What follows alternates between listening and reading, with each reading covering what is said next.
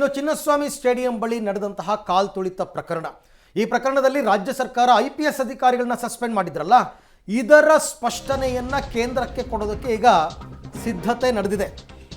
IPSಗಳ suspend report ಅನ್ನ ready ಮಾಡಿದ್ದಾರೆ. ಯಾಕೆಂದ್ರೆ IPSಗಳ ಮೇಲೆ ಏನೇ ಕ್ರಮ ತಗೊಂಡ್ರು ಅದು ಕೇಂದ್ರ ಸರ್ಕಾರದ ಗಮನಕ್ಕೆ ಬರಬೇಕು, ಕೇಂದ್ರ ಸರ್ಕಾರ ಅದನ್ನು ಒಪ್ಪಬೇಕು. ಸೊ ಹಾಗಾಗಿ ವರದಿಯಲ್ಲಿ ಪೊಲೀಸರ ಲೋಪವನ್ನ ಎತ್ತಿ ಹಿಡಿದಿದೆಯಾ ಸರ್ಕಾರ ಅಂದರೆ ಅಫ್ಕೋರ್ಸ್ 100% ಎತ್ತಿ ಹಿಡಿದಿರ್ತಾರೆ. ಯಾಕೆಂದರೆ ಸಸ್ಪೆಂಡ್ ಮಾಡಿಬಿಟ್ಟಿದ್ದಾರಲ್ಲ, ಅದನ್ನು ಸಮರ್ಥನೆ ಮಾಡ್ಕೋಬೇಕಲ್ಲ ಈಗ ತಪ್ಪು ಮಾಡಿದ್ದಾರೆ ಅಂತ. ಸೊ ಸ್ಟೇಡಿಯಂ ಕಾಲ್ ತುಳಿತ ಪ್ರಕರಣದ ಹೊಣೆ ಹಾಗಾದರೆ ಪೊಲೀಸರದ್ದು ಅಂತ ರಾಜ್ಯ ಸರ್ಕಾರ ಹೇಳ್ತಾ ಇದೆ. IPS ಅಧಿಕಾರಿ ಮೇಲೆ ಕರ್ತವ್ಯ ಲೋಪದ ಚಾರ್ಜ್ ಶೀಟನ್ನು ಹಾಕಿದ್ದಾರೆ. ನಾಳೆಯ ಒಳಗೆ ಕೇಂದ್ರ ಸರ್ಕಾರಕ್ಕೆ ಸಲ್ಲಿಕೆ ಆಗಬೇಕಾಗಿದೆ ವರದಿ, ಸರ್ಕಾರದ ಸೇಫ್ ರಿಪೋರ್ಟ್. ಅವರು ಸೇಫ್ ಆಗಿಬಿಡ್ಬೇಕು.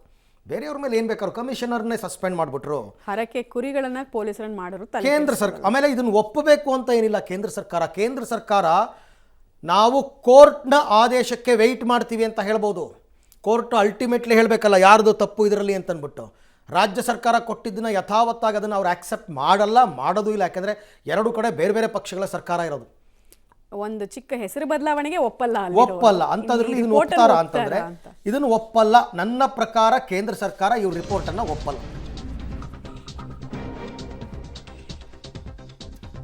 ಓಕೆ, ಕಾಲ್ ತುಳಿತ ಕೇಸ್ನಲ್ಲಿ IPSಗಳ ಅಮಾನತ್ತು ವರದಿ ಈಗಾಗಲೇ ಸಿದ್ಧವಾಗಿದೆ. ಅಂದರೆ ಯಾವ ಕಾರಣಕ್ಕೆ ಅಮಾನತ್ತು ಮಾಡಿದ್ವಿ ಅಂತ ಹೇಳಬೇಕಲ್ಲ. ನಿಯಮಾವಳಿ ಪ್ರಕಾರ 15 ದಿನಗಳ ಒಳಗಾಗಿ ಕೇಂದ್ರ ಸರ್ಕಾರಕ್ಕೆ ವರದಿಯನ್ನು ಸಲ್ಲಿಸಬೇಕಾಗುತ್ತೆ, ಕೇಂದ್ರ ಗೃಹ ಇಲಾಖೆಗೆ. ಹೌದು, ರೈಟ್. ನಾಳೆ ಒಳಗೆ ಕೇಂದ್ರ ಸರ್ಕಾರಕ್ಕೆ ಸಲ್ಲಿಕೆ ಆಗಬೇಕಾಗಿದೆ ಈ ವರದಿ. ಇದನ್ನು ಮುಖ್ಯಮಂತ್ರಿಗಳ ಗಮನಕ್ಕೆ ತಂದು ಈ ಥರ ರಿಪೋರ್ಟ್ ರೆಡಿ ಮಾಡಿದ್ದೀವಿ ಅಂತ ಅದನ್ನು ಕಳಿಸ್ಕೊಡ್ತಾರೆ. IPS ಅಧಿಕಾರಿಗಳನ್ನು ಅಮಾನತು ಮಾಡಿದ್ರೆ ವರದಿ ಕೊಡಲೇಬೇಕು ರೂಲ್ಸ್ ಪ್ರಕಾರ. IPS ಸಸ್ಪೆಂಡ್ ಬಗ್ಗೆ ಕೇಂದ್ರಕ್ಕೆ ಮಾಹಿತಿಯನ್ನಷ್ಟೇ ಸರ್ಕಾರ ಕೊಟ್ಟಿದೆ, ಕಾರಣವನ್ನು ಕೊಟ್ಟಿಲ್ಲ. DPIRನಿಂದ IPS ಅಧಿಕಾರಿಗಳ ಸಸ್ಪೆಂಡ್ ವರದಿ ತಯಾರು, ಅದು ಅವರೇ ಆ ಡಿಪಾರ್ಟ್ಮೆಂಟ್ ಅವರೇ ಮಾಡಬೇಕಾಗುತ್ತೆ, ಸಿಬ್ಬಂದಿ ಮತ್ತು ಆಡಳಿತ ಸುಧಾರಣಾ ಇಲಾಖೆ ಅಂತ ಅಂದ್ಬಿಟ್ಟು. ಅವ್ರ ಮೇಲೇನೆ ಅವ್ರ ಕಾರ್ಯಕ್ಷಮತೆ ಬಗ್ಗೆ 100 ಪ್ರಶ್ನೆ ಇದೆ ಇದರಲ್ಲಿ. ಅವ್ರದ್ದು ತಲೆದಂಡೆ ಅದೇ ಇನ್ನೂ ಪ್ರೂವ್ ಆಗಿಲ್ಲ. IPS ಅಧಿಕಾರಿಗಳಾದ ದಯಾನಂದ್ ಶೇಖರ್, ವಿಕಾಸ್ ಕುಮಾರ್ನ ಸಸ್ಪೆಂಡ್ ಮಾಡಿದರು. ಚಿನ್ನಸ್ವಾಮಿ ಕಾಲ್ ತುಳಿತದ ಕರ್ತವ್ಯ ಲೋಪದಡಿಯಲ್ಲಿ ಸಸ್ಪೆಂಡ್ ಮಾಡಿತ್ತು ಸರ್ಕಾರ.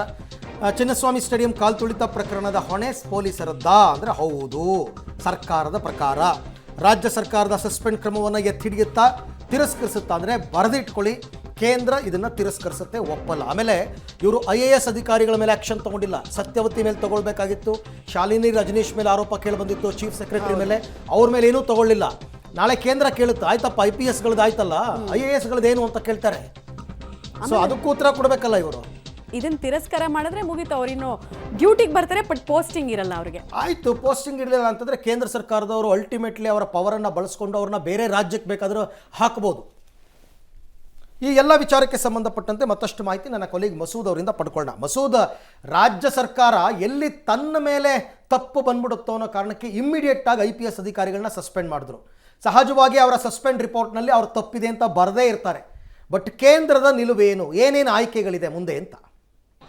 ಅರವಿಂದ್, ಕಾಲ್ ತುಳಿತ ಪ್ರಕರಣದಲ್ಲಿ ರಾಜ್ಯ ಸರ್ಕಾರದ ಲೋಪನೆ ಜಾಸ್ತಿ ಇರೋದಂಥದ್ದು ಏನು ವಾದ ಇದೆ, ಆ ವಾದಕ್ಕೆ ಜಾಸ್ತಿ ಪುಷ್ಟಿ ಇರೋದು. ಆದರೂ ಕೂಡ ರಾಜ್ಯ ಸರ್ಕಾರ ತನ್ನ ವೈಫಲ್ಯ ಮುಚ್ಚಿಟ್ಕೊಂಡು IPS ಅಧಿಕಾರಿಗಳನ್ನ ಬಲಿ ಮಾಡಿದೆ ಅನ್ನುವಂಥ ವಾದಗಳು ನಡೀತಾ ಇದ್ದಾವೆ. ಇದರ ಮಧ್ಯೆನೇ 15 ದಿನಗಳ ಒಳಗಾಗಿ ಏನು IPS ಅಧಿಕಾರಿಗಳ ವಿರುದ್ಧ ಅಮಾನತು ಕ್ರಮವನ್ನು ರಾಜ್ಯ ಸರ್ಕಾರ ತೆಗೆದುಕೊಂಡಿದೆ, ಆ ಬಗ್ಗೆ ಸಂಪೂರ್ಣ ವರದಿಯನ್ನು ಕೇಂದ್ರಕ್ಕೆ ಕೊಡಬೇಕು.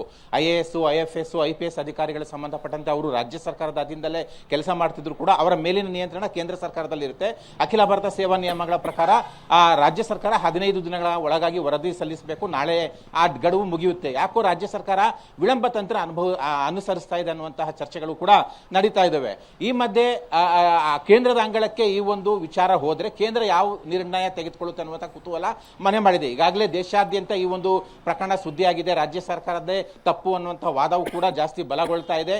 ಈ ಮಧ್ಯೆ ಕೇಂದ್ರದ ಅಂಗಳಕ್ಕೆ ವರದಿ ಹೋದಾಗ ತಾಂತ್ರಿಕವಾಗಿ ಬಹುಶಃ ಕೇಂದ್ರ ಸರ್ಕಾರ ಅಮಾನತು ಕ್ರಮವನ್ನು ನಿರಾಕರಿಸಬಹುದು, ಅಂದ್ರೆ ರಿಜೆಕ್ಟ್ ಮಾಡಬಹುದು.